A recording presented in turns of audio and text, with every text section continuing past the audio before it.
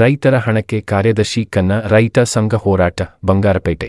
ರೈತರ ಸ್ವಾವಲಂಬಿ ಬದುಕಿಗೆ ಆಸರೆಯಾಗಬೇಕಾಗಿದ್ದ ಹಾಲು ಉತ್ಪಾದಕರ ಸಹಕಾರ ಸಂಘ ಕಾರ್ಯದರ್ಶಿ ನಡೆಸಿದ ಅವ್ಯವಹಾರದಿಂದ ಮಾರಕವಾಗಿ ಪರಿಣಮಿಸಿರುವುದು ದುರಂತ ಎಂದು ಕರ್ನಾಟಕ ರೈತ ಸಂಘ ಹಾಗೂ ಹಸಿರು ಸೇನೆ ಜಿಲ್ಲಾ ಅಧ್ಯಕ್ಷ ರಾಮೇಗೌಡ ವಿಷಾದ ವ್ಯಕ್ತಪಡಿಸಿದರು.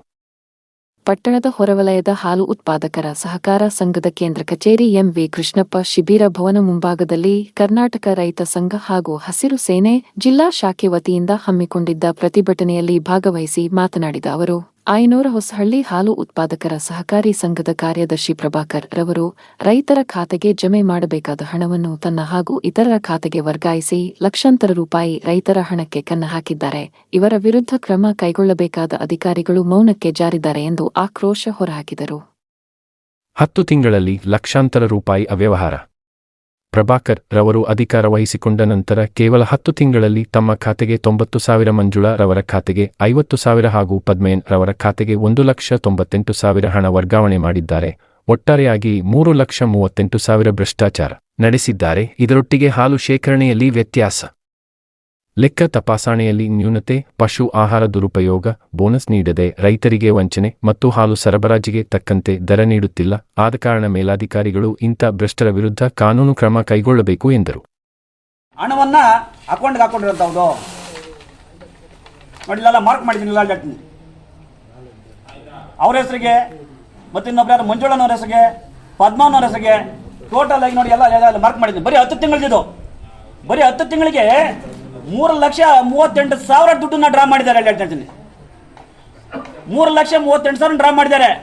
ಒಬ್ಬ ಮಹಿಳೆಯರಿಗೂ ಏನು ದಿನನಿತ್ಯ ಹಾಲಾಗಂತ ರೈತರಿಗೆ ಬೋನಸ್ ಕೊಡಂತದ್ದು ಆಗ್ತಾ ಇಲ್ಲ. ಹೇಳ್ತೀನಿ, ಉದಾಹರಣೆಗೆ ಇದೊಂದು ಡೈರಿ ಹೇಳ್ತೀನಿ. 3,38,000 ಬರೀ 10 ತಿಂಗಳದಾಗ ಆಯ್ತಂದ್ರೆ ಇವ್ರು ಹಿಂದೆ ಎಷ್ಟು ದಿವಸ ಇವರು ಕಾರ್ಯ ನಿರ್ವಹಿಸಿದ್ರು ಅಲ್ಲಿಂದ ತನಿಖೆ ಆಗ್ಬೇಕಾಗುತ್ತೆ. ಇವ್ರು ಎಷ್ಟು ಹಣವನ್ನು ಲೂಟಿ ಮಾಡಿದ್ದಾರೆ ತನಿಖೆ ಆಗಿ ಏನು ಬಡವರಿಗೂ ಸೇರ್ಬೇಕಾದ್ರೆ ಹಣ ಬಡವ್ರಿಗೆ ಸೇರಿಸಬೇಕಾಗುತ್ತೆ. ಯಾಕಂದ್ರೆ ಬೆಳಿಗ್ಗೆ ಎದ್ರೆ ಹೆಣ್ಮಕ್ಳು ಎಷ್ಟು ಕಷ್ಟಪಡ್ತಾರೆ ಅಂತ ಗೊತ್ತಿದೆ. ಹೆಣ್ಮಕ್ಳು ಬೆವರನ್ನ ತಿನ್ನಬಾರ್ದು ಹೇಳ್ತೀನಿ, ಇದು ಒಳ್ಳೇದಾಗೋದಿಲ್ಲ. ದುಡ್ಡು ತಿನ್ರೆ ಇದನ್ನ ಈ ತರ ಮಾಡ್ದವ್ದು ಹೇಳ್ತೀನಿ. ಇಂಥ ಸೆಕ್ರೆಟರಿನ ಕೂಡಲೇ ತನಿಖೆ ಮಾಡಿ ತಪ್ಪನ್ನ ಅರಿವು ಮೂಡಿಸಿ ಕಾನೂನಲ್ಲಿ ಕ್ರಮ ಜರುಗಿಸಬೇಕು.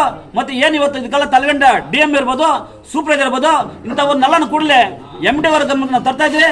MD ಅವ್ರಿಗೆ ಲೆಟರ್ ಮಾಡ್ತಾರೆ, ಯಾರು ತಪ್ಪಿಸ್ತಾರೆ ಅವ್ರ ಮೇಲೆಲ್ಲ ಕ್ರಮ ಜರುಗಿಸಬೇಕಾಗುತ್ತೆ. ತಾಲೂಕಲ್ಲಿ ಈ ಭ್ರಷ್ಟನ್ನ ಒಳಗಡೆ ಹಾಕ್ಬೇಕಾಗುತ್ತೆ. ಮಾಡಂತವ್ರಿಗೆ ಉದ್ಯೋಗ ಕೊಡ್ಬೇಕಾದ್ರೆ ಕೆಲಸ ಮಾಡಲಿಲ್ಲ. ಇದನ್ನ ಅನುಕೂಲ ಮಾಡಲಿಲ್ಲ ಅಂತಂದ್ರೆ ಇದು ದೊಡ್ಡ ಮಟ್ಟಕ್ಕೆ ಒಂದು ಪೆಂಡಾಲ್ ಹಾಕಿ ನಿರಂತರವಾಗಿ ಹೋರಾಟವನ್ನು ಮಾಡಬೇಕಾದ್ರೆ ಈ ಸಂದರ್ಭದಲ್ಲಿ ಹೇಳಕ್ಕೆ ಇಷ್ಟಪಟ್ಟು ನಾನು ಆಗಿರೋಂಥವರು ಪ್ರಭಾಕರ್ ಅಂತೇಳಿ ಇದೆ, ಮೇಲ್ಗಡೆ ಇದೆ, ಅವ್ರದೇ ಹೆಸರು ಇದೆ. ಇದು ಯಾಕಂದ್ರೆ ಬ್ಯಾಂಕಲ್ಲಿ ಕೊಟ್ಟಿರೋಂಥ ಲಿಸ್ಟ್, ನಾವೇನು ಇದು ಮಾಡೋಂಥದ್ದಲ್ಲ. ಬ್ಯಾಂಕಲ್ಲಿ ತೊಗೊಂಡಿರೋ ಲಿಸ್ಟಲ್ಲಿ ಅವ್ರು ಪ್ರಭಾಕರ್ ಅಂತಿದೆ, ಅವ್ರ ಹೆಸರಿಗೆ ಹೋಗಿರೋಂಥದ್ದು ಹಣ ಹೇಳ್ತೀನಿ. ಮತ್ತು ಇದಕ್ಕೆ ಏನನ್ನ ಇವತ್ತು ಮೂಲ ನಮ್ಮ DM ಅವರು ಇದ್ದಾರೆ, ಏನು ಇವರು ಸಹ ಇದರಲ್ಲಿ ಭಾಗಿಯಾಗಿರ್ತಾರೆ. ಇವರು ಕಾನೂನಿನ ಕ್ರಮಲ್ಲಿ ಏನಾಗಿದೆ MD ಅವ್ರದ್ದು ಕೂಲಂಕುಷವಾಗಿ ತನಿಖೆ ಮಾಡಿಸ್ಬೇಕಾಗುತ್ತೆ. ಯಾರು ತಪ್ಪಿಸ್ತಿದ್ದಾರೆ ಅವ್ರ ಮೇಲೆ ಕಾನೂನು ಕ್ರಮ ಜರುಗಿಸಬೇಕಾಗುತ್ತೆ. ಮತ್ತು ಏನಿವತ್ತು ಇಲ್ಲಿ ಆಲ್ ಇಂಡಿಯಾ ಡೈರಿ ಶಿಬಿರ ಅಂತ ಮಾಡಿದ್ದಾರೆ, ದಿನದಿಂದ ಕೆಲಸ ಮಾಡಿದವರು ಟೈಮ್ ಸರಿಯಾಗಿ ಕೆಲಸಕ್ಕೆ ಬರೋದಿಲ್ಲ. ಯಾಕೆ ಅಂತಂದರೆ ಇವತ್ತು ಸೆಕ್ರೆಟರಿ ಏನಾಗಿದೆ ಅಂದರೆ ತಿಂಗಳಿಗೊಂದ್ಸಲ ಮೀಟಿಂಗ್ ಮಾಡ್ತಾರೆ. ಇವ್ರು ಬಂದಾಗ ಸೂಪರ್ವೈಸರ್ಗೆ ಮತ್ತೊಬ್ಬರಿಗೆ ಇವ್ರಿಗೆ 5,000 ಕೊಟ್ಬಿಟ್ರೆ ಇವರಿಗೆ ಅದೇ ದೊಡ್ಡ ತೃಪ್ತಿ. ಇವರಿಗೆ ಯಾರು ಕೊಂಡೋಗ್ಲಿ, ಕೊಳ್ಳೆ ಹೊಡಿಲಿ, ಆ ಮಟ್ಟಕ್ಕೆ ಇಲ್ಲಿ ಡೈರಿ ಆಗ್ಬಿಟ್ಟಿದೆ ನೋಡಿ ಹೇಳ್ತೀನಿ. ಮತ್ತೆ ಬೂಸ ಕೊಡೋದ್ರಲ್ಲೇ ಕಳಪೆ ಕೊಡಂತ ಹೇಳ್ತೀನಿ.